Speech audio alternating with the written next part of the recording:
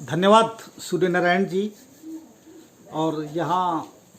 इस चर्चा में भाग ले रहे सभी मित्रों को मेरा नमस्कार, जय भीम। मुझे इस विचार श्रृंखला के साथ जुड़ने में और आज बाबा साहेब अम्बेडकर की भारत की संकल्पना पर अपने विचार रखने का जो अवसर मुझे मिला, इसके लिए मैं सूर्य नारायण जी का विशेष रूप से आभार व्यक्त कर रहा हूं। उनके प्रति धन्यवाद उनको दूंगा मैं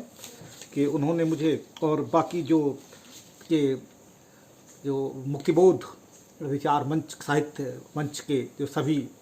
सहयोगी मित्र हैं, उन सब का भी मैं धन्यवाद करता हूं। मित्रों, ये विषय थोड़ा सा अलग है कि हम साहित्य की दुनिया के लोग हैं, साहित्य के विषय पर और साहित्य के इर्द गिर्द हम चर्चाओं में भाग लेते हैं और करते हैं, लेकिन ये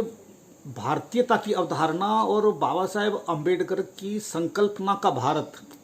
ये साहित्य से थोड़ा इतर विषय है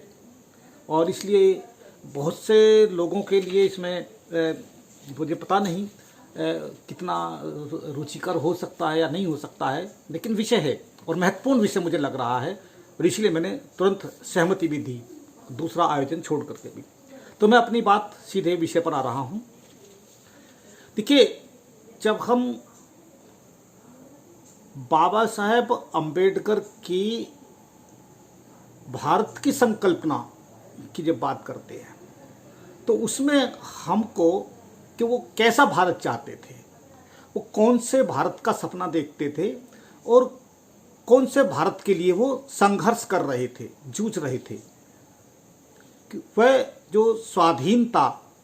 आंदोलन का दौर था और उस स्वाधीनता आंदोलन के दौर में जो देश भर के विभिन्न प्रांतों के विभिन्न भाषा भाषी, विभिन्न संप्रदायों के नेता, जनता, सब लोग उसमें जुड़ रहे थे। बाबा साहेब उनमें से एक महत्वपूर्ण शख्सियत थे, लेकिन कुछ ऐसे बिंदु थे जिन बिंदुओं पर बाबा साहेब अम्बेडकर की अपने समकालीन दूसरे जो अपने नेता थे उनके साथ सहमतियां नहीं थी, असहमतियां थी और कुछ बिंदुओं पर सीधे सीधे टकराव भी था, क्योंकि वही बिंदु हैं जहां वो बाबा साहेब अम्बेडकर अपना स्टैंड जो देते हैं वो दिखाई देते हैं। तो बाबा साहेब अम्बेडकर की उस संकल्पना को समझने के लिए उनका भारत कैसा भारत था, मुझे लगता है कि हमें स्वाधीनता आंदोलन से थोड़ा सा और पहले हमें जाना पड़ेगा, क्योंकि स्वाधीनता के बाद संविधान बना। संविधान से पहले 1919 में भारत सरकार अधिनियम एक बना और उसके बाद 1935 में फिर दूसरी बार भारत सरकार अधिनियम बना। जो 1919 का भारत सरकार अधिनियम बना, एक तरह का वो भारत का संविधान ही है। तो वो ब्रिटिश लोगों द्वारा, ब्रिटिश सरकार द्वारा उनकी देखरेख में बनाया गया, लेकिन उसमें भी बाबा साहेब अम्बेडकर की कहीं ना कहीं छाया उसमें दिखाई देती है। लेकिन जो 1935 का गवर्नमेंट ऑफ इंडिया एक्ट है, भारत सरकार अधिनियम, उसमें बाबा साहेब अम्बेडकर के विचारों का, उनके चिंतन का और उनका भारत के बारे में क्या सोचते हैं, उसमें बहुत कुछ चीज़ें उसमें दिखाई दे रही हैं। और वो इसलिए भी कि उसके बाद से आकर के फिर जब थोड़ा सा और आगे बढ़ेंगे हम, और जो सबसे महत्वपूर्ण जो चीज बात है जहाँ पे हमें उसको हमें ध्यान देना पड़ेगा, वो है बाबा साहेब अम्बेडकर की छोटी छोटी किताबें हैं। जैसे उनकी सबसे महत्वपूर्ण किताब है स्टेट्स एंड माइनॉरिटीज़, राज्य और अल्पसंख्यक। उस किताब को देखे बिना, समझे बिना हम बाबा साहेब अम्बेडकर की भारतीयता की संकल्पना को नहीं समझ सकते। और मुझे लगता है कि उसका जिक्र करना बहुत जरूरी है, क्योंकि वह जो किताब है छोटी सी, वो अप्रैल 1900 मार्च 1947 को वो लिखी गई। और क्या एक तरह का वो ज्ञापन था। और ये उस समय की बात है जब स्वाधीनता से पहले 1946 में ही वो भारत के संविधान बनाने की प्रक्रिया शुरू हो गई, संविधान सभा का गठन हो गया। और संविधान सभा के लिए जो शायद 256 या कुछ इस तरह के लोग चुनाव आने थे विभिन्न प्रांतों से आने, तो उसमें बाबा साहेब अम्बेडकर को चुनाव जीतकर नहीं आने दिया गया। बाबा साहेब अम्बेडकर संविधान सभा के सदस्य नहीं बन पाए। तो ऐसे में अब संविधान सभा की प्रक्रिया हो रही थी, तो बाबा साहेब अम्बेडकर ने एक ज्ञापन संविधान सभा के अध्यक्ष को दिया कि उसमें उन्होंने एक रूपरेखा तैयार की कि संविधान हमारा किस तरह का होना चाहिए, और उस संविधान में जो राज्य का निर्धारण किस तरह का हो, जो हमारा स्टेट है, जो हमारा स्टेट, एक तो नेशन स्टेट और एक दूसरा स्टेट जिसे हम रियासतें बोलते हैं, वो देशी राज्य और रियासतें, उनका क्या भूमिका हो, उनको कैसे उनको एक साथ जोड़ा जाए और कैसे एक भारत संघ बने, और दूसरा कि किस तरह से उस भारत में उसमें जो अल्पसंख्यक वर्ग है उनके हितों का संरक्षण कैसे हो। तो ये स्टेट्स एंड माइनॉरिटीज उस किताब में ये चीज़ें, तो वो जो एक पूरा एक मसौदा जैसा है, तो उसमें वो कई महत्वपूर्ण चीज़ों की का वो जिक्र करते हैं। जैसा कि हम सब लोग जानते हैं कि बाबा साहेब अम्बेडकर एक समतामूलक समाज के पक्षधर रहे, और उस समता के लिए वो आर्थिक और सामाजिक सभी तरह की असमानताओं को समाप्त करके, और वो एक समान, यानी कि एक आर्थिक विषमताओं से मुक्त, सामाजिक विषमताओं से मुक्त एक समाज चाहते थे, ताकि ऐसा समाज जब बनेगा तभी ताकि उसमें प्रेम हो, सौहार्द हो, सह अस्तित्व हो। और जब इस तरह का समाज बनता है तो तभी वो एक उन्नतशील समृद्ध राष्ट्र भी बनता है। और जब तक समाज के अंदर विघटन रहता है, समाज बटा रहता है, वो एक राष्ट्र का निर्माण नहीं कर पाता। और राष्ट्र का निर्माण नहीं होता तो ये जो बिखराव, विघटन और विभाजन है, ये इतना लोगों को बांट चुका होता है अंदर से कि वो एकता के सूत्र में नहीं बनने देता। और इससे जो हमारी उत्पादन क्षमता भी प्रभावित होती है, हमारी दूसरी क्षमता भी प्रभावित होती है, और हम एक राष्ट्र के रूप में समृद्ध और उन्नत नहीं हो पाते। और इसका बहुत कुछ परिणति हमने स्वाधीनता के बाद देखी भी, कि हम इतना विशाल जनसंख्या वाला, विशाल बड़े क्षेत्रफल वाला, दुनिया का एक बड़ा लोकतांत्रिक राष्ट्र बनने के बावजूद हम चूंकि अपनी जो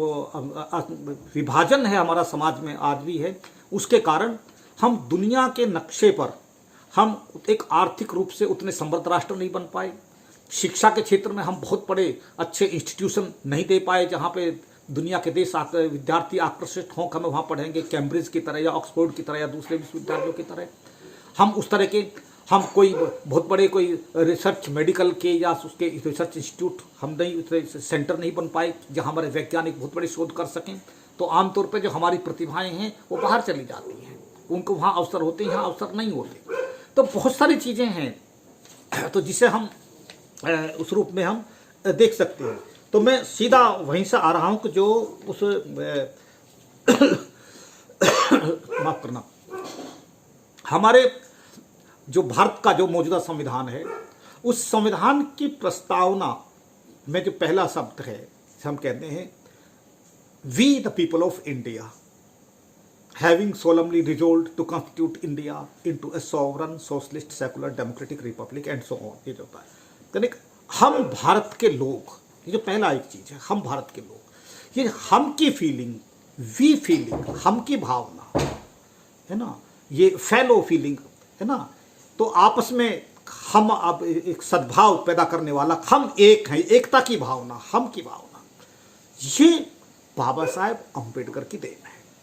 और इसका जो मैं जिक्र कर रहा हूं स्टेट्स एंड माइनॉरिटीज का,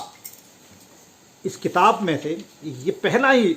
जो उसका जो ड्राफ्ट दे रहे हैं वो, और उसमें उन्होंने बाबा साहब ने जो नाम दिया भारत का, आज भारत जो हमारे संविधान में है वो यूनियन ऑफ इंडिया है, भारत संघ। लेकिन बाबा साहब अम्बेडकर ने जो अपना ड्राफ्ट मसौदा दिया मार्च 1947 में, उसमें उन्होंने लिखा यूनाइटेड स्टेट्स ऑफ इंडिया। और उसकी संकल्पना ये थी कि ये जो कुछ तो हमारे राज्य हैं जो सीधा नियंत्रण में हैं, कुछ हमारे देशी रियासतें हैं जो अलग हैं, जिनकी अपनी स्वतंत्रता की सॉवरेंटी अलग है, और वो कभी भी यदि उनको इसमें नहीं जोड़ा गया संघ में तो वो अपना एक स्वतंत्र राष्ट्र बन सकते हैं और भारत फिर बिल्कुल मध्य युग में पहुंच जाएगा। तो इसलिए उन सबको जोड़ा जाए, तो इसलिए उन्होंने कहा यूनाइटेड, संयुक्त राष्ट्र भारत, संयुक्त राज्य भारत, इसलिए उन्होंने ये राष्ट्र का नाम में दिया। Constitution of the United States of India, ये है उसका टाइटल। और इसमें वो पहला ही शब्द कहते हैं, we the people of territories of British India distributed into administrative units called provinces and centrally administered areas of the territories of the Indian states with a view to form a more perfect union of these territories, do ordain that the provinces and the centrally administered area to be hereinafter designated as state, and the Indian states shall be joined together into a body politic for for logistic for legislative, executive and administrative purposes under the style the United States of India, and that the union so formal shall be indissoluble, and that the with a view to, तो यानी कि पहला ही शब्द जो आ रहा है इसमें, we the people, हम लोग, यानी कि वो ये चाहते हैं कि जो जातिगत भेद हैं, सांप्रदायिक भेद हैं, उनसे ऊपर उठ करके सबके अंदर एकता की भावना हो कि हम महसूस करें एक राष्ट्र हमारा है, सबका है। और इसमें जब सबका होगा तो इसमें सबके अधिकारों का संरक्षण हो और सभी का जो मानवीय गरिमा उसमें हो। तो इसमें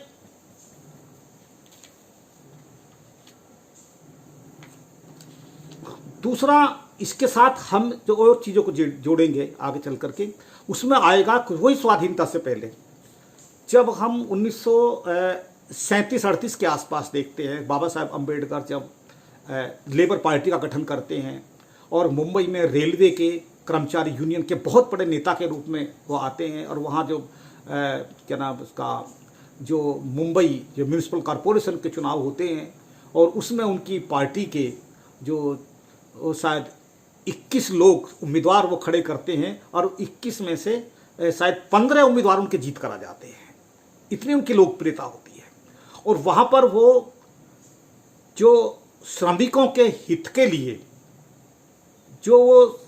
बार बार वो संघर्ष करते हैं, आवाज़ उठाते हैं, और वहाँ पे जो श्रमिकों की जो हड़ताल होती है और उस हड़तालों को पर प्रतिबंध जो लगाया जाता है शासन द्वारा, तो बाबा साहेब अम्बेडकर उसका विरोध करते हैं और वो कहते हैं कि नहीं, श्रमिकों का अपने जो शोषण है या जो उसके विरोध या उनके अपने अधिकारों के लिए हड़ताल करना जायज़ होना चाहिए। और बाद में ऐसा होता है कि उनको हड़ताल का अधिकार श्रमिकों को मिल जाता है। तो तात्पर्य ये है कि बाबा साहेब अम्बेडकर एक ऐसे भारत की संकल्पना कर रहे हैं कि जिसमें नागरिक को जहां कहीं भी उसके अधिकारों का हनन हो रहा हो, अपने अधिकारों के लिए प्राप्त करने के लिए, अपने चाहे शोषण के विरुद्ध अपने उसको अपनी आवाज़ उठाने का,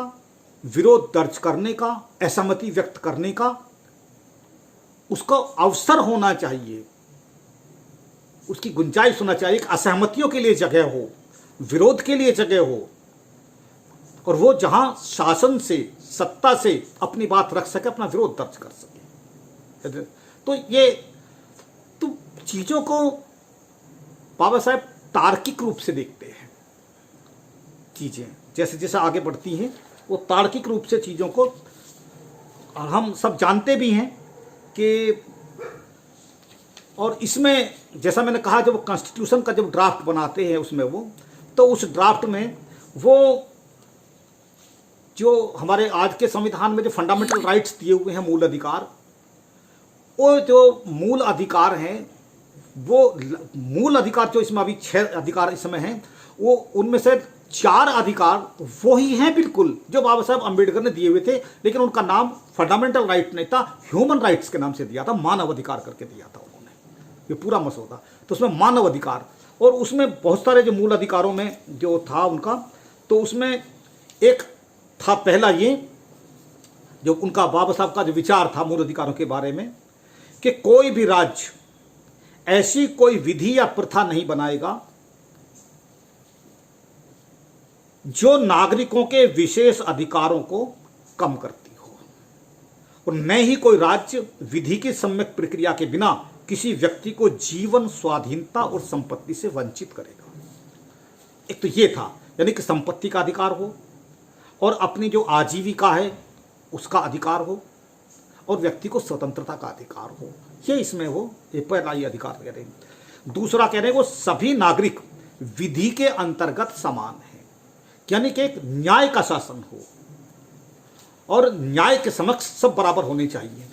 कोई जाति के आधार पर, धर्म के आधार पर, जन्म के आधार पर कोई छोटा बड़ा, ऊंच नीच या असमानता नहीं होगी, सब न्याय के आधार पर सब समान होंगे। और यहाँ वो एक तरह से उस अवधारणा को भी खंडित करते हैं जो हमारे यहाँ समाज में चलती रही है और आज भी चलती है, कि ईश्वर की दृष्टि में सब बराबर हैं। तो ईश्वर की दृष्टि में बराबर होने का कोई महत्व नहीं होता। एक राष्ट्र के अंदर कानून की दृष्टि में सब बराबर होने चाहिए,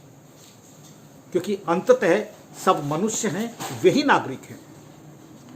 तीसरा वो कहते हैं कि सभी नागरिकों को जनता द्वारा या जनता के लिए आरक्षित सभी संस्थाओं, सुविधा स्थलों, सुख सुविधा स्थलों पर जाने का समान, यानी कि जितने भी पब्लिक प्लेसेस हैं, सार्वजनिक स्थल है, उन पर कोई भी व्यक्ति कभी भी सबको जाने का अधिकार होना चाहिए। यानी कि अस्पृश्यता के उन्मूलन की बात बाबा साहेब अम्बेडकर ने रखी कि अस्पृश्यता नहीं होनी चाहिए। और ये जो चीजें हैं ये फंडामेंटल रूल्स के तहत ये आज भारत के संविधान में। यहां मैं एक ये भी और बता दूं कि अक्सर ये कहा जाता है कि भारत का संविधान बाबा साहब अम्बेडकर ने बनाया। निश्चित रूप से वो ड्राफ्टिंग कमेटी के चेयरमैन थे, लेकिन संविधान सभा जिसमें विभिन्न सारे मुद्दे जो बने और जो उन पर बहसें हुई, और उसमें संविधान को बनाने की सब कमेटीज बनी, उन सब कमेटीज में बहुत सारे अलग अलग सदस्य थे। तो बाबा साहेब अम्बेडकर केवल 4 सब कमेटीज के मेंबर थे, और उन 4 सब कमेटीज में जैसे नेशनल फ्लैग, उस कमेटी के बाबा साहेब मेंबर थे, फंडामेंटल राइट्स इस कमेटी के बाबा साहेब मेंबर थे, 2 और कमेटीज के मेंबर थे। तो अब देखेंगे कि जिन कमेटीज में बाबा साहेब मेंबर थे वहां उन्होंने पुरजोर तरीके से, ताकत के साथ, अपने तर्कों के साथ जो जो चीजें रखी, वो अधिकांश चीजें जो की जो मानी गई, क्योंकि दूसरे लोगों के पास में भी वो उन्होंने संतुष्ट किया, आपको जवाब नहीं था उनके पास। लेकिन बहुत सी चीज संविधान में ऐसी भी हैं कि जो बाबा साहेब की चेतना के अनुरूप नहीं है, जो उनका जो ड्राफ्ट जो उन्होंने दिया वो उससे मेल नहीं खाती। लेकिन इसलिए हुई क्योंकि उन सब कमेटीज में बाबा साहेब अम्बेडकर नहीं थे, और वो दूसरे लोगों ने दिया है, क्योंकि ऐसे बहुत सारे लोग थे कि जो निम्न जातीय लोगों को वोट का अधिकार देने के पक्ष में भी नहीं थे। और यहां तक कि ये तक भी कहा कुछ बड़े नेताओं ने कि भाई ये जो निम्न ये जो ग्वाले, चरवाहे, तेली, तमोली ये संसद में आके करेंगे क्या, ये तक भी कहा गया था। तो लेकिन बाबा Saheb Ambedkar 1 person 1 vote 1 value, एक व्यक्ति जो नागरिक है, प्रत्येक नागरिक को जो वयस्क मताधिकार है, प्रत्येक नागरिक को उसका अधिकार है मत का, वोट का, और सबका वोट का बराबर मूल्य है। ऐसा चाहे कोई अमीर है या गरीब है, छोटा है बड़ा है, ये जो चीज़ थी ये बाबा साहेब अम्बेडकर ने ये कराई थी। तो वो चीज़ें, इसलिए संविधान में जो बहुत सारी आज भी जो चीज़ हम जैसा मैंने कहा देख रहे हैं, और इसलिए बाबा साहब उससे संतुष्ट नहीं थे। और जब उन्होंने 25 नवंबर को जब संविधान अपना सौंपा तो 1949 को, तो उन्होंने उस समय जब कॉन्स्टिट्यूएंट असेंबली के अंदर जब वो अपना नहीं वो दिया था भाषण, तो उसमें जब बोले थे उसमें बतलाया था उन्होंने उससे कि मैं इस संविधान से संतुष्ट नहीं हूँ। हालांकि इसमें मैंने बनाया है इसको, और इसमें को कह रहे क्योंकि ये संविधान ये सबको समानता का अवसर देता है और सबको आगे बढ़ने और प्रगति करने के समान अवसर देता है। लेकिन क्या हमारा समाज, हमारी सरकारें और हमारी राजनीति क्या ऐसा कर पाएगी? वो कह रहे कि यदि उन्होंने ऐसा नहीं किया और संविधान के अनुसार, यदि उसकी निष्ठा के अनुसार संविधान का पालन नहीं हुआ, तो उन्होंने कहा कि my hungry and exploited people will burn this constitution and report, कि मेरे भूखी और शोषित जनता लोग ये इस संविधान को नकार देगी। ध्यान देने की चीज है, उन्होंने ये नहीं कहा कि दलित या अनटचेबल लोग, उन्होंने कहा माई हंग्री एंड एक्सप्लॉइटेड पीपल,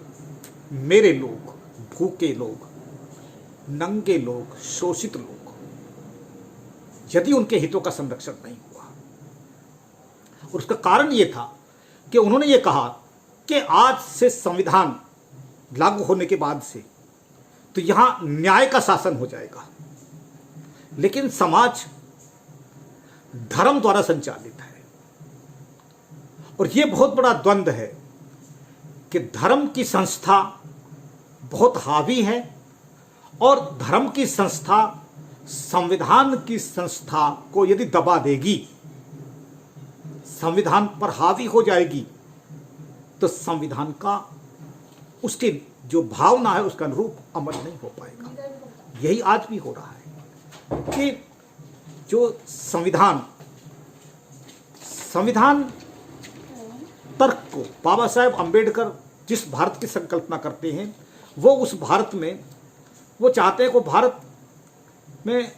यथार्थ है उसको हम नज़रअंदाज ना करें। इतिहास है, ऐतिहासिकता है, उन ऐतिहासिक तथ्यों के आधार पर चलें। लेकिन जो धर्म की व्यवस्था होती है, जो थ्योक्रेसी होती है, उसमें मिथक महत्वपूर्ण हो जाते हैं, विश्वास, अंधविश्वास वो महत्वपूर्ण हो जाते हैं, और वहाँ वो इतिहास को, संविधान को, यथार्थ को, उन सबको दबा देते हैं। और ये हमने देखा कि अभी जब राम जन्मभूमि मंदिर के पर तो उस पर सुप्रीम कोर्ट का डिसीजन आया, तो उस डिसीजन में, उस निर्णय में ऐतिहासिक तथ्यों के आधार पर निर्णय नहीं आया। वो था कि जन भावनाएं ऐसा हैं, तो जन भावनाओं का सम्मान करते हुए वो निर्णय दिया गया। इसलिए भी कि जनता में असंतोष ना हो, हम कोई सांप्रदायिक कोई दंगे ना हो, फसाद ना हो, जो भी चीज़ें हैं वो सुप्रीम कोर्ट के माननीय न्यायाधीशों के जो भी अपना दृष्टिकोण रहा है, लेकिन जन भावना को ध्यान में रख के किया गया, ऐतिहासिक तथ्यों को ध्यान में रख करके निर्णय नहीं दिया गया। तो ये जो चीज़ें होती हैं, जहाँ तथ्यों को नजरअंदाज किया जाए, वहाँ कानून का शासन, न्याय का शासन नहीं होता। और ये अभी भी देखा जाता है, जैसे लक्ष्मणपुर बाथे में 50 दलितों को मार दिया गया, दिन दहाड़े उनका नरसंहार किया गया, और उसमें जो न्यायिक प्रक्रिया है वो उसने उस ढंग से, क्योंकि तथ्य ना पुलिस ने जुटाए, ना वकील लोगों ने पैरवी की, न्यायाधीशों ने, और हुआ एक उसमें कोई भी आदमी दोषी नहीं पाया गया। और अंततः हाईकोर्ट का डिसीजन आया कि उसमें ये पता नहीं चल रहा है कि किसने मारा उनको। तो ये जो चीज़ें होती हैं तो उनको न्याय नहीं मिल पाया। और इससे होता क्या है कि जो इस तरह के जो प्रवृत्तियां होती हैं उनको बढ़ावा मिलता है। तो ये शंका बाबा साहब अम्बेडकर के मन में था। तो वो ऐसा भारत चाहते थे जहां न्याय की प्रक्रिया से चीजें गुजरें। संविधान न्याय है, लेकिन ये चीजें कई बार ऐसा नहीं होता। आज उस तरह का भारत हमें उतना दिखाई नहीं पड़ रहा है। दूसरा, जैसा मैं कह रहा था कि उस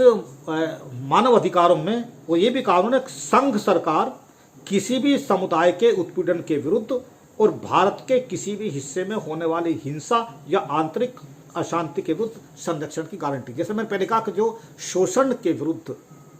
उसका जो उसके संरक्षण की जो गारंटी है, ये भी संविधान में इफ है। हाँ, यहाँ मैं एक चीज़ और बता दूँ, जो हम भारत शब्द तो बात कर रहे हैं कि भारत संविधान में है, और संविधान का जो आर्टिकल 1.1 में है इंडिया दैट इज भारत, कि ये जो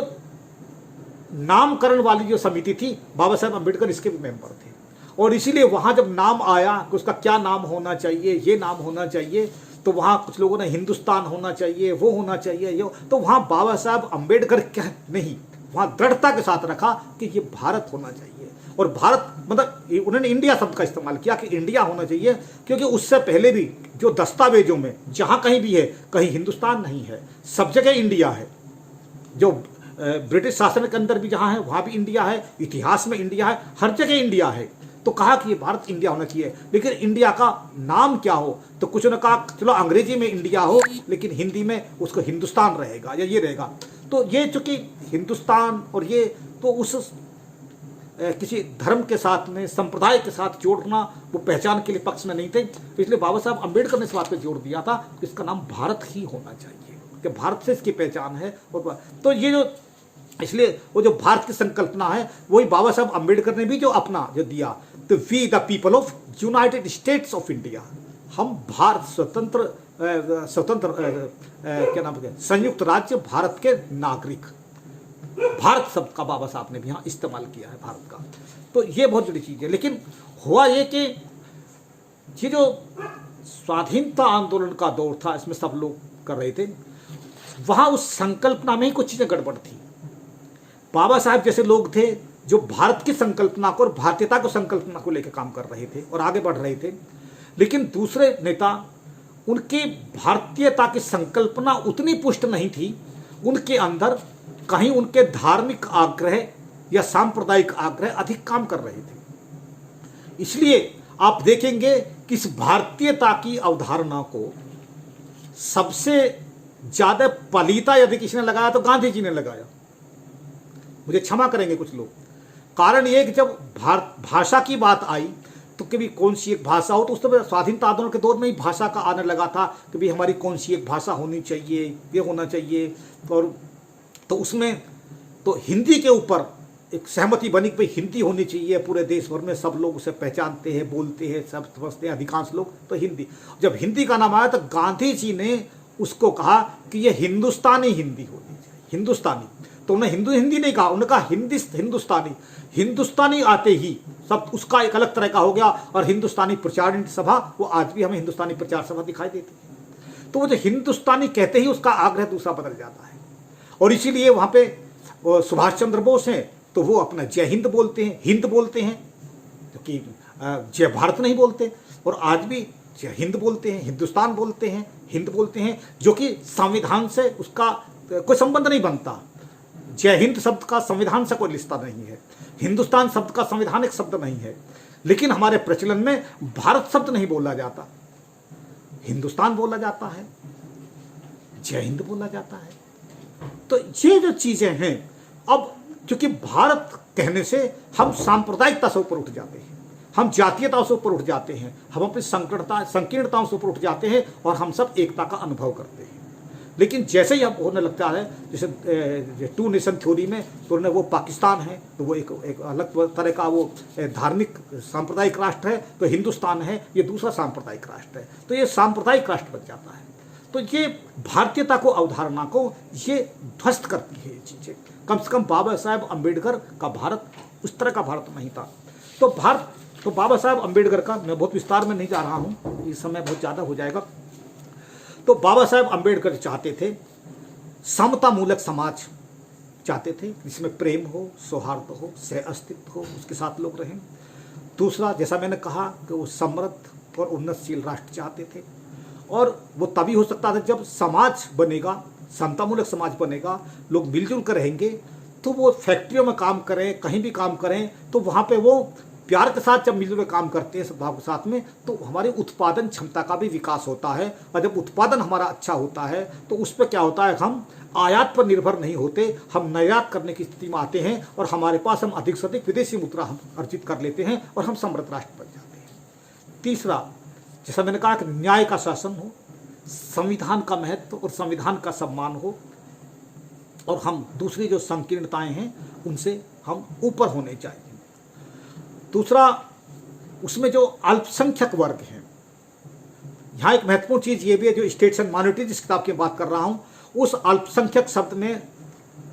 वो उन्होंने जो यहाँ का जो दलित वर्ग है उसको अल्पसंख्यक माना है। और कारण ये रहा कि उनका ये कहना था, मानना था कि यहाँ जो अल्पसंख्यक वर्ग हैं दूसरे, चाहे ईसाई है, मुस्लिम है या सिख है, जो भी हैं, कि उनको वो काफ़ी हद तक जो दलित हैं उनकी स्थिति उनसे गई गुजरी है, और जो बहुसंख्यक वर्ग है हिंदू, उसका वो हिस्सा नहीं है, उनके द्वारा वो दमित हैं। तो वो दोनों ओर से पिसता है, इसलिए उनके हितों के अधिक संरक्षण की जरूरत है। बहुत सारे ऐसे लाभ जो अल्पसंख्यकों को मिलते हैं वो अस्पृश्यों के, दलितों को नहीं मिलते, क्योंकि वो बहुसंख्यक वर्ग में आते हैं, और बहुसंख्यक वर्ग उनके हितों का, उनका दमन करता है, शोषण करता है, तो वो दोनों ओर से पिसते हैं। इसलिए उनको हितों का संरक्षण किया जाना अधिक जरूरी है, उनके हितों पर ध्यान देना बहुत ज़्यादा जरूरी है। इसलिए उन्होंने कहा कि ये सबसे ज़्यादा यदि कोई महत्वपूर्ण वर्ग है, अल्पसंख्यक वर्ग है, तो वो दलित वर्ग है। ये बाबा साहब का था कहना। और इसीलिए वो हर जगह, राजनीति में भी, विधानमंडलों में, संसद में भी, तो वो चाहते थे सबको उचित प्रतिनिधित्व हो, रिप्रेजेंटेशन की बात उन्होंने की। और रिप्रेजेंटेशन में उन्होंने ये कहा कि ये नहीं कितना रिप्रेजेंटेशन हो, कितना ज़्यादा हो, बल्कि इफेक्टिव रिप्रेजेंटेटिव की बात की उन्होंने, कि प्रभावी प्रतिनिधित्व होना चाहिए। इसलिए जो उनकी जो उनकी लड़ाई थी, संघर्ष था, जैसे राजनीति में भी, संसद में या विधानमंडलों के चुनाव में भी, कि दलितों के जो प्रतिनिधि आए, अनुसूचित जातियों के जो प्रतिनिधि आए, तो ये नहीं उनके जो आए तो वो उनके द्वारा जीत कराने चाहिए, उनके मतों से जीत कराने चाहिए, तब वो उनके सही मामले में उचित प्रतिनिधि हो सकते हैं। और यदि किसी कंस्टिट्यूएंसी से कोई है और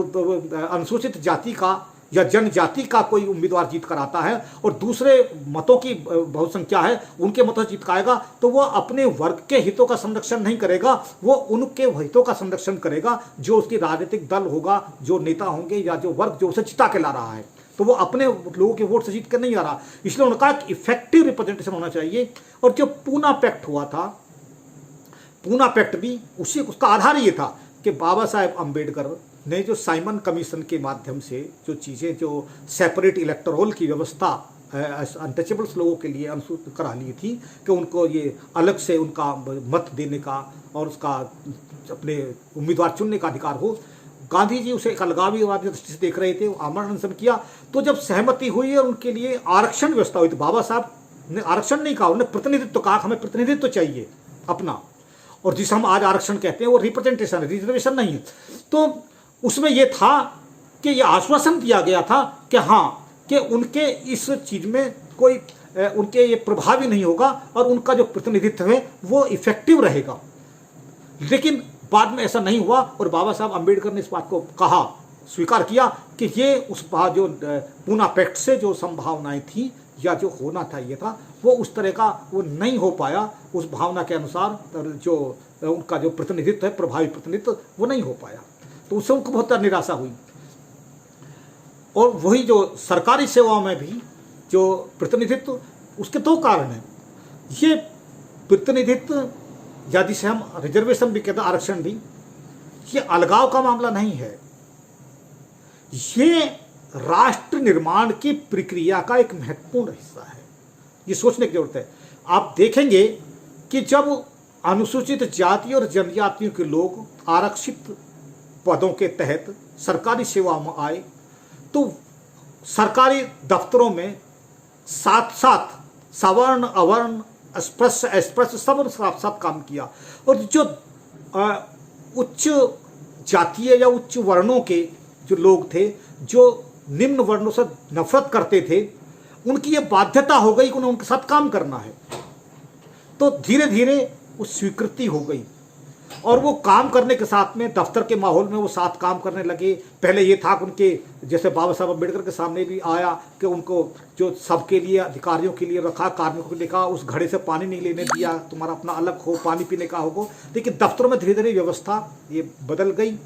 और सभी लोग साथ में पानी रहना, साथ साथ रहना, उठना बैठना। और फिर जो सरकारी मकान जो लोगों को मिलते थे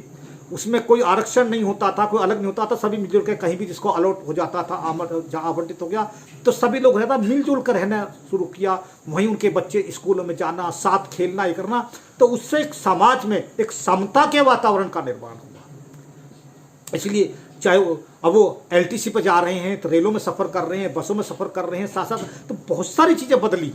तो ये जो अनुसूचित जाति जनजातियों के लिए जो प्रतिनिधित्व या आरक्षण की व्यवस्था हुई, इससे अलगाववाद नहीं बढ़ा, इससे समाज की समता की प्रक्रिया आगे बढ़ी। और यदि उसको पूरी ईमानदारी से लागू किया गया होता, जैसा कि आज हम देखते हैं कि केवल चतुर्थ श्रेणी को छोड़ करके या कुछ तृतीय श्रेणी में भी है ना, उसको छोड़ करके क्लास 1 और क्लास 2 में तो रिजर्वेशन कभी होता ही नहीं पूरा, क्लास 1 में तो बिल्कुल नहीं होता, बहुत कम होता है। कि यदि सारा आरक्षण पूरा हो जाता उसी भावना के साथ होकर के, तो समाज में समता मूलक समाज के निर्माण की प्रक्रिया बहुत आगे बढ़ गई होती। और जो आज जो बहुत सारे जातिगत जो भेदभाव और जो तरह की घटनाएं आज दिखा दे रही हैं, ये बहुत कुछ नियंत्रित हो चुकी होती। इसमें चूँकि हमारा जो पहले ही मैंने कहा था कि जो संविधान की भावना है उसके अनुरूप अमल नहीं हुआ और वो आरक्षित जो कोटा है वो अभी तक पूरा नहीं हुआ, तो इसलिए सारी चीज़ें दिक्कत हो रही है। दूसरी चीज़, बाबा साहब अम्बेडकर जो भारत चाहते थे वो धर्मनिरपेक्ष भारत, जहाँ किसी एक धर्म का प्रभुत्व नहीं हो, सभी धर्मों को, और जो भी कोई नियम है वो सभी धर्मों पर बराबर लागू होने चाहिए और सभी को समान रूप से स्वतंत्रता होनी चाहिए, अपने अपने रिचुअल्स का, रीति रिवाज का, पूजा पद्धति का, सबको स्वतंत्रता होनी चाहिए, सबका होना चाहिए। दूसरा जो बाबा साहब की संकल्पना वो समाज चाहते थे, वो समाजवादी राज्य, वो सोशलिस्ट स्टेट। पर उनकी संकल्पना में, अब चाहे हम उसे रूस से ली गई संकल्पना कह सकते हैं उनकी, कि वहाँ से उन्होंने लिया समाजवादी शब्द को, या जो खेती के बारे में उनका है कोऑपरेटिव फार्मिंग पर उन्होंने बाबा साहब का था कि जो खेती है वो एक कोऑपरेटिव की तरह होनी चाहिए, उस पर किसी एक व्यक्ति के पास ये जमींदारी प्रथा खत्म हो जानी चाहिए और सभी का जो पट्टे पर वो खेती दे दी जाए, लोगों को पट्टे पर दें और उस पर मालिक उसका सरकार, राज्य होना चाहिए, सरकार होनी चाहिए उसकी मालिक, और वो पट्टे पर वो लोग रहें, उस पर काम करें और काम करने के बाद में अपना काट कर बाकी जो लाभ है वो सरकार को मिले। तो ये जो चीज़ें हैं सरकार के कोऑपरेटिव जो खेती है, जो फार्मिंग है, ये सब चीज़ें, तो ये एक सह अस्तित्व की भावना के साथ साथ ये करना, मिलकर ये करना, राज्य को मजबूत करना। इससे ये भी होता है कि यदि वो ये टूट जाएगा कि उस समय तक औद्योगिक भारत का निर्माण नहीं हुआ था, उद्योग धंधे बहुत कम थे, कृषि आधारित व्यवस्था थी, तो इसलिए एक था कृषि पर कुछ वर्गों का नियंत्रण नहीं होकर के वो जब नीचे तक बढ़ जाएगा, सब जगह इस तरह का चीज़ आ जाएगी, राज्य के नियंत्रण में हो जाएगा। दूसरा, वो चाहते थे कि जो बड़े उद्योग हैं वो राज्य के द्वारा नियंत्रित होने चाहिए। छोटे छोटे लघु उद्योग तो लोग चला ले, निजी तौर पे चल सकते हैं, लेकिन जो बड़े उद्योग हैं राज्य, इसीलिए देखेंगे उन्होंने जो जिस व्यवस्था के तहत चले, अब स्वाधीनता के बाद में जो आए तो हमारे यहाँ बहुत बड़ी औद्योगिकरण हुआ और बड़े बड़े उद्योग लगाए गए भारत सरकार की ओर से। और यहाँ तक कि जो बैंक हैं, प्राइवेट बैंक थे, उन बैंकों का भी राष्ट्रीयकरण किया गया, उद्योग लगाए गए और उससे हुआ एक, उनमें जैसा मैंने कहा कि वो अधिक से अधिक लोगों को रोजगार उपलब्ध हुए और उस लोगों में जो विभिन्न वर्गों को प्रतिनिधित्व मिला और जो चीज़ें प्रक्रिया जो बढ़ने की है वो आगे बढ़ी, देश आगे बढ़ा, सारा कुछ आगे बढ़ रहा है। लेकिन अब जो 90 के बाद से आकर के जो निजीकरण का जो एलजीपी की व्यवस्था आई, लिबरलाइजेशन, प्राइवेटाइजेशन, ग्लोबलाइजेशन की जो व्यवस्था आई, तो उसमें आकर के वो उतना निजी क्षेत्र विस्तृत होता चला गया, कारपोरेट सेक्टर, और सरकारी क्षेत्र सिमटता चला गया। और सरकारी क्षेत्र के सिमटने से क्या हुआ कि ये जो वर्ग हैं, अनुसूचित जाति है, जनजातियां हैं, जो आरक्षित वर्ग हैं, वो उनके जो अवसर हैं वो सिमटते चले गए। अब उनकी नौकरियां कम होती चली गई, प्राइवेट सेक्टर में कोई गुंजाइश नहीं है, प्राइवेट सेक्टर तो वैसे ही वहाँ पे वो प्रतिभा के नाम पर उनको नकार देता है। और वहाँ पे इसलिए अब आर्थिक स्थिति कमज़ोर है तो अपने बच्चों को ना उतना करा पाते। दूसरी समानांतर रूप से एजुकेशन का जो शिक्षा का निजीकरण हुआ उससे उतना महंगा हो गया कि वो कमज़ोर वर्गों के बच्चे किसी भी समाज के कहीं पर भी किसी भी जाति के वो अपने बच्चों को अब वो IIM IIT के भी सपने नहीं देख सकते दिलाने के, जहाँ बहुत कम पैसे कम पढ़ जाया करते थे या MBBS बन जाया करते थे, डॉक्टर बन जाया करते थे बहुत कम पैसे में। अब उसको महंगा किया जा रहा है। MBBS का भी नहीं हुआ सरकारी संस्थानों में, लेकिन IIM और IIT का तो बहुत सक्सेसफुल महंगा हो गया है। और निजी संस्थान इतने खुल गए हैं, अब चाहे डॉक्टर बनना है, इंजीनियर बनना है, आपको चाहे मैनेजमेंट पे जाना है, आपको कहीं जाना है, किसी क्षेत्र में जाना है, तो आप इतना तो गरीब आदमी अपने बच्चों को नहीं पढ़ा सकता। तो इनका जो प्रभाव हो रहे हैं, ये संकल्पना बाबा साहब अम्बेडकर के भारत की नहीं थी। बाबा साहब अम्बेडकर के भारत की संकल्पना थी कि सबको अवसर होने चाहिए, सब आगे बढ़ने चाहिए। जब सब आगे बढ़ेंगे, सब शिक्षित होंगे, वो एक शिक्षित राष्ट्र चाहते थे। वो एजुकेशन पर बहुत जोर देते थे कि राष्ट्र के हर नागरिक को, और वो एक उनकी धारणा थी कि शिक्षा और स्वास्थ्य ये राज्य के दायित्व है, ये राज्य की जिम्मेदारी है, सरकार की जिम्मेदारी है कि वो प्रत्येक नागरिक को शिक्षित करे। तो लेकिन अब प्राइमरी लेवल से ही जब प्राइवेट स्कूल खुल जाएंगे, निजी स्कूल खुल जाएंगे, किसी ना किसी नाम पर खुल जाएंगे और उनका एक प्रचार हो जाएगा, उनका महिमा हो जाएगा, तो हर व्यक्ति में एक आकर्षण है कि हमें अपने बच्चों को सरकारी स्कूल में नहीं पढ़ाना है, हमको कॉन्वेंट में पढ़ाना है, हमें पब्लिक स्कूल में पढ़ाना है, हमको वहाँ पढ़ाना है, तो निजी तो स्कूलों में जाना है। तो ये सब इस अवधारणा ने सब कुछ तहस नहस कर दिया है। अब वो जो शिक्षा का जो स्तर बढ़ता चला जा रहा था प्रतिशत, अब वो धीरे धीरे अब वो सिमटना शुरू हो जाएगा और जो रह जाएगा केवल साक्षरता रह जाएगी, शिक्षा नहीं रहेगी। साक्षरता ये कि भाई जो भी अपने सरकारी स्कूलों में जो भी व्यवस्था रहेगी अपने 10वीं तक, जाते जाते ही बहुत सारे लोग दम तोड़ देंगे, उसके आगे आगे क्योंकि जिस तरह का व्यवस्था होती चली जाएगी। हालांकि 12वीं तक है, सेकेंडरी स्कूल हैं सरकारी,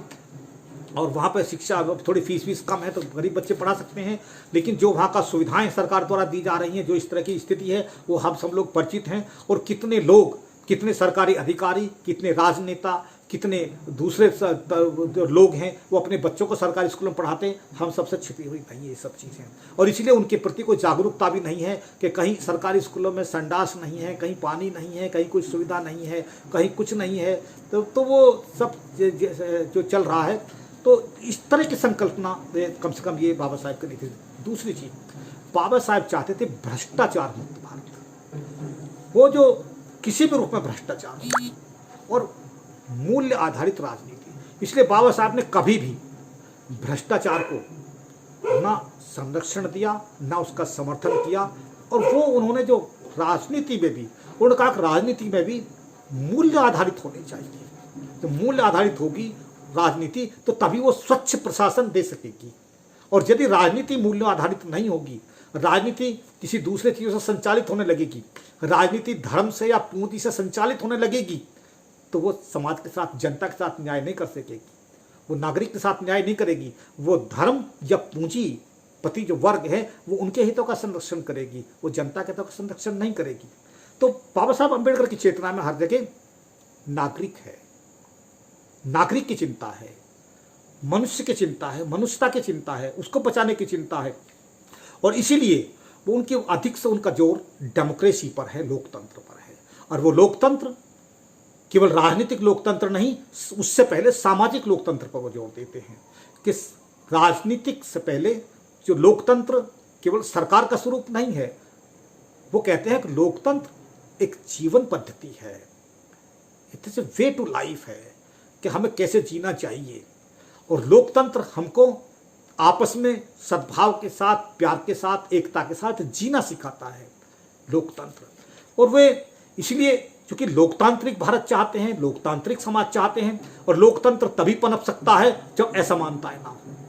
जब वहाँ भेदभाव ना हो एक दूसरे के प्रति, जहाँ कटुताएं ना हो, जहाँ कट्टरताएं ना हो, जहाँ एक दूसरे के प्रति संकीर्णताएं ना हो। इनसे जब मुक्त होते हैं तब लोकतंत्र फलता है, तब लोकतंत्र पनपता है। और इसलिए वो लोकतंत्र को जो अंधविश्वास हैं, पाखंड हैं, धार्मिकताएं, इस तरह के जो धार्मिक जड़ताएं हैं, लोकतंत्र की नींव को कमजोर करती हैं। इसलिए वो तार्किक, एक शिक्षित, एक वैज्ञानिक सोच को आगे वाला भारत चाहते हैं, जिसमें उसमें विश्वासों पर आधारित न चले कि परंपरा क्या कहती है, रूढ़ियाँ क्या कहती हैं, वो नहीं, तर्क क्या कहता है, बुद्धि क्या कहती है, हमारा विवेक क्या कहता है, सच क्या कहता है, उसके आधार पर चलने को तर्क की बात कहते हैं, असहमति के लिए बात कहते हैं, है ना। तो इसलिए वो बहुत सारे चीज़ें बताते हैं बाबा साहेब अम्बेडकर। और कुल मिलाकर के कि किसी एक बहुसंख्यक वर्ग का वर्चस्व नहीं होना चाहिए, लेकिन साथ में ये भी है, आप देखेंगे बाबा साहब ने अपनी किताब है उनकी communal deadlock and a way to solve it को, उस किताब में वो कहते हैं कि जो सांप्रदायिक जो गुत्थी है, जो कम्युनल डेडलॉक है, ये लोकतंत्र के को भी खाती है। ये और कैसे खाती है, वो कहते हैं लोकतंत्र कई जगह वो कहते हैं बड़ा खतरनाक भी होता है। होता ये हमारे भारत के अंदर भी जो लोकतंत्र है, लोकतंत्र में बहुमत की सरकार होती है, और बहुमत में जो बहुसंख्यक वर्ग होता है समाज का, ये उसकी सरकार बनती है। तो इसलिए भारत में भी हम देखते हैं कि जो बहुसंख्यक वर्ग है उसकी सरकार बनती है, अल्पसंख्यक वर्गों की कभी सरकार नहीं बन सकती है। और बहुसंख्यक वर्ग वो अपने अनुसार, यदि उसके अंदर लोकतांत्रिक मूल्य नहीं है, यदि उसके अंदर संविधान के प्रति आदर नहीं है, तो वो अपने अनुसार वो चल रहा है, तो वो उन लोकतांत्रिक मूल्यों को वो ध्वस्त करेगा, वो समाज को ना एक होने देगा, मजबूत होने देगा, न राष्ट्र को एक और सदृढ़ नहीं होने देगा, क्योंकि वो अपने जो हित हैं वो उनको संरक्षण करेगा, वो अपने हितों पर ध्यान देगा। तो ये जो एक वर्ग, बहुसंख्यक वर्ग कोई भी हो, किसी वर्ग के वर्चस्व को स्वीकार नहीं करती बाबा साहब अम्बेडकर की भारत की संकल्पना। वो कहते हैं उसमें सभी के हित हों, उनका संरक्षण हो, और किसी एक का वर्चस्व ना हो, सभी की हिस्सेदारी हो, सभी का, हर क्षेत्र में। और इसलिए अब जो आप देखेंगे खत्म करने में, जो जैसा मैं कह रहा था कि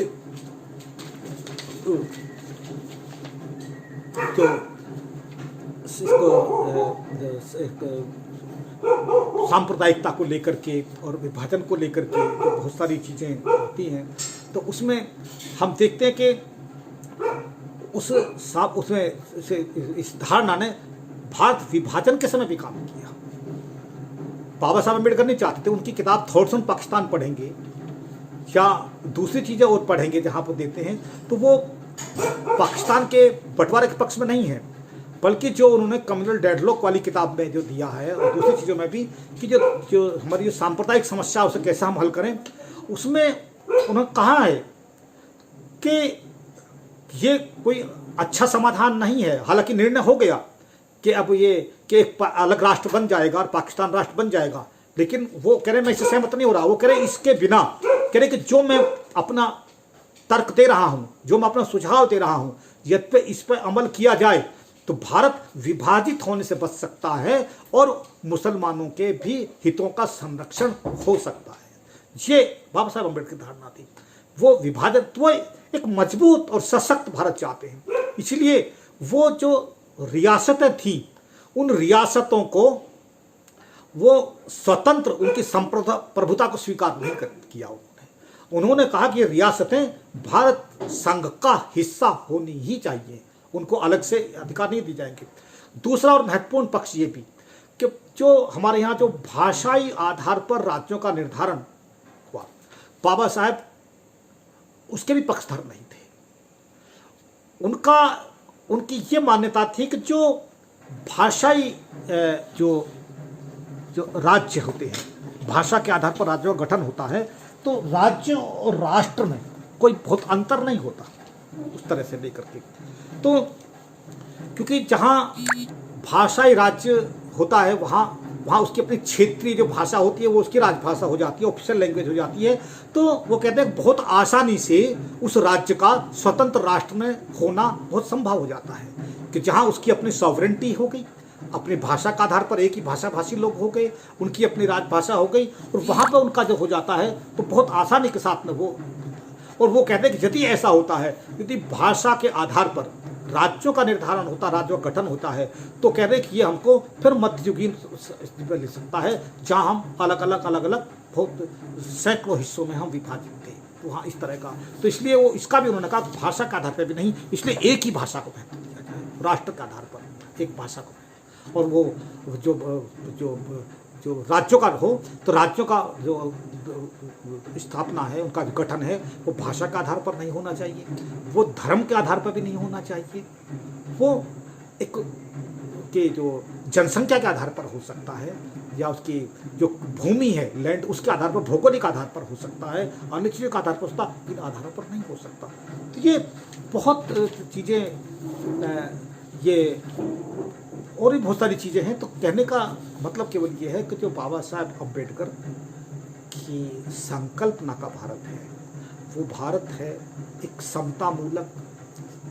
जिसमें समाज का भारत, जिसमें एक समाज समानता के साथ हम लोग प्यार के साथ रहें, सबको समान रूप से आगे बढ़ने की आवश्यकता हो, जहाँ कोई कट्टरताएं ना हो, जहाँ संकीर्णताएं ना हो, और जहाँ प्रत्येक व्यक्ति को